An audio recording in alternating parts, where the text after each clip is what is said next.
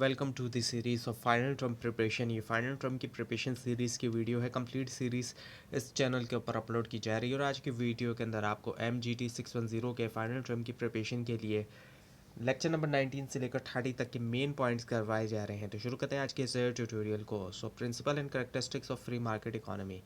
अब जो free market economy है इसके प्रिंसिपल और करेक्टरिस्टिक्स को हम देखते हैं। ये एक इकोनॉमिक सिस्टम होता है जहाँ पर प्राइस जो होते हैं गुड्स और सर्विसेज के लिए उनको सेट किया जाता है ओपन कंपटीशन और सप्लाई डिमांड को देखते हुए, और इसमें गवर्नमेंट इंटरवेंशन नहीं होती है। और इसके जो कोर प्रिंसिपल हैं अगर हम उनकी बात करें, जो बुनियादी इसके असूल होते हैं, उसमें वॉलंटरी एक्सचेंज या प्राइवेट प्रॉपर्टी राइट्स होती है। इसमें नॉर्मल तौर पे गवर्नमेंट की जो ऑनरशिप है वो नहीं होती है, बहुत कम होती है। और प्रॉफिट ड्रिवन इंसेंटिव्स होते हैं, इनके प्रॉफिट के ऊपर फोकस होता है। अब जो प्राइवेट ओनर्स हैं वो तो चाहेंगे कि जो भी काम करेंगे हम वो प्रॉफिट के लिए ही काम करेंगे। और इस तरह के सिस्टम में बिजनेसेस जो है वो कॉम्पीट करते हैं, और अगर फेयर कंपटीशन होता है तो उससे फिर क्या होता है कि वो कस्टमर को अट्रैक्ट करने के लिए इनोवेशन और एफिशिएंसी की तरफ भी जाते हैं। लेकिन चैलेंजेस भी देखने में आते हैं हमें यहाँ पर। वो ये है कि एक तो मोनोपली भी बना सकती हैं कुछ फर्म्स आपस में। जो बड़ी फर्म्स हैं वो मोनोपली बना सकती है अपनी, और इनकम इनइक्वालिटी है क्योंकि जो ऑनर है वो ग्रीडी भी हो जाते हैं, ऐसा भी होता है। और हिस्टोरिकल अगर हम देखें तो इंडस्ट्रियल रेवोल्यूशन की हम बात करें तो उसने ये दिखाया है कि कैसे फ्री मार्केट ने स्पर किया है इकोनॉमिक ग्रोथ को, technological progress. So now the characteristics and regulation of oligopolies. अब ओलिगोपोलीज जो मार्केट स्ट्रक्चर है इसके बारे में हम बात करते हैं। एक ऐसा मार्केट स्ट्रक्चर होता है जहाँ पे कुछ बड़ी फर्म्स ने डोमिनेट किया होता है मार्केट को, और उसी से फिर नतीजा निकलता है लिमिटेड कंपटीशन और पोटेंशियल कॉल्यूजन का भी। और इंडस्ट्रीज़ जैसे कि टेली कम्युनिकेशन हो गई, एयरलाइन हो गई और एनर्जी हो गई, ये अक्सर हमें जो है वो दिखाती है ओलिगोपोलिस्टिक की करेक्टरिस्टिक्स, क्योंकि इनमें एंट्री बैरियर भी बहुत मुश्किल है और सिग्निफिकेंट किस्म का कैपिटल भी रिक्वायर होता है। और ये कि ओलिगोपोलीज अचीव कर सकती हैं इकोनॉमीज ऑफ स्केल और स्टेबिलिटी, और ये इंगेज होती हैं प्रैक्टिसेस में जो हार्म भी कर सकती हैं कंज्यूमर्स को, स्पेशली अगर फर्म्स आपस में कोलीड कर जाएँ।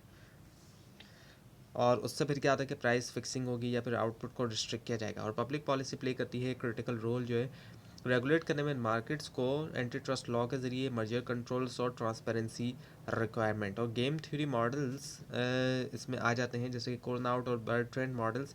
ये हेल्प करते हैं इकोनॉमिस्ट को प्रेडिक्ट करें फर्म की बिहेवियर जो ओलिगोपोलिस्टिक सेटिंग्स के अंदर। और पॉलिसी मेकर का एम होता है कि बैलेंस करें बेनिफिट लार्ज स्केल ऑपरेशन के साथ में जो नीड है फेयर कंपटीशन के लिए। Now the importance of forest and biodiversity conservation. Forest और जो बायोडाइवर्सिटी होती है ज़रूरी है ये इकोलॉजिकल बैलेंस के लिए, क्लाइमेट रेगुलेशन और सस्टेनिंग लाइफ के लिए अर्थ के ऊपर। फॉरेस्ट इकोसिस्टम प्रोवाइड करता है एसेंशियल सर्विसेज जैसे कि कार्बन स्क्वेस्ट्रेशन, वाटर प्योरिफिकेशन और सॉइल फर्टिलिटी। बायोडाइवर्सिटी इंश्योर करती है रेजिलेंस जो है एनवायरमेंटल चेंजेस के अगेंस्ट, और सपोर्ट करती है फूड सिक्योरिटी जो है जेनेटिक डाइवर्सिटी के ज़रिए। जबकि डिफॉरेस्ट्रेशन जो देखते हैं हम, उससे थ्रेट देखने में आता है हमें एग्रीकल्चरल लॉगिंग की वजह से, अर्बनाइजेशन की वजह से। ये थ्रेट देता है इन रिसोर्सेज को, बहुत ज़्यादा इसका थ्रेट है।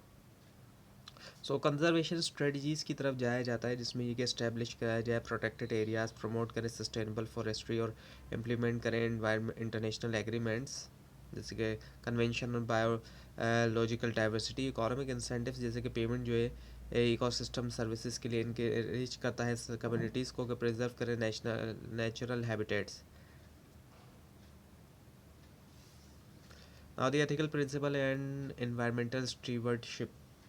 एथिकल एनवायरमेंटल एथिक्स जो है वो एग्जामाइन करते हैं मॉरल रिलेशनशिप जो है ह्यूमंस और नेचुरल वर्ल्ड के दरमियान, एम्फेसाइज करते हुए रिस्पॉन्सिबिलिटीज़ जो है सस्टेनेबल रिसोर्स यूज़ के लिए। और की प्रिंसिपल जो है इसमें शामिल है स्टीवर्डशिप, इंटर जनरेशनल इक्विटी और जो है इंट्रिंसिक वैल्यू ऑफ नेचर।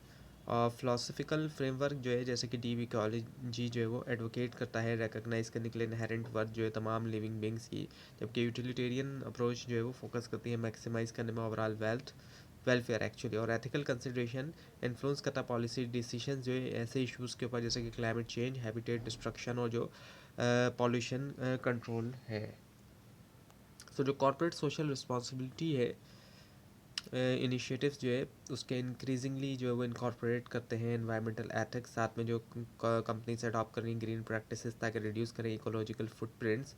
और एजुकेशन और एडवोकेसी जो है वो प्ले करती है क्रूशियल रोल जो है फॉस्टर करने में एथिकल अवेयरनेस जो है इंडिविजुअल्स और ऑर्गेनाइजेशंस के दरमियान।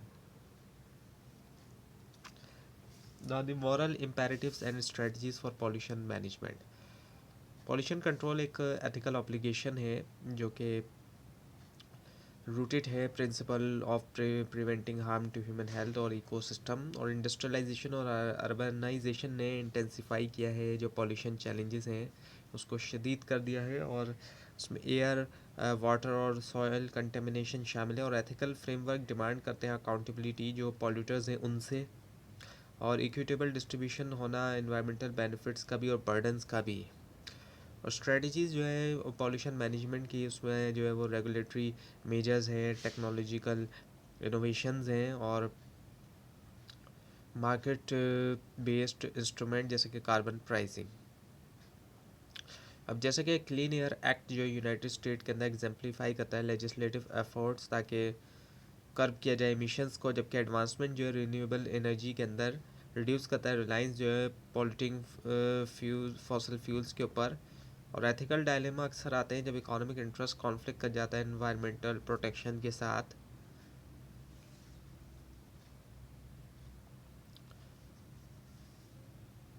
तो ये था आज का लेसन। आपको इस बारे में कोई क्वेश्चन है और ख़ास तौर पे इसमें कोई मिस्टेक दिखाई दे ज़रूर हाईलाइट कीजिए, और इस पूरी सीरीज़ को देखने के लिए और फाइनल टर्म एग्ज़ाम्स की प्रिपरेशन के लिए इस चैनल को सब्सक्राइब कीजिए, बेल आइकन के ऊपर क्लिक कीजिए। Thanks for watching this video and best of luck.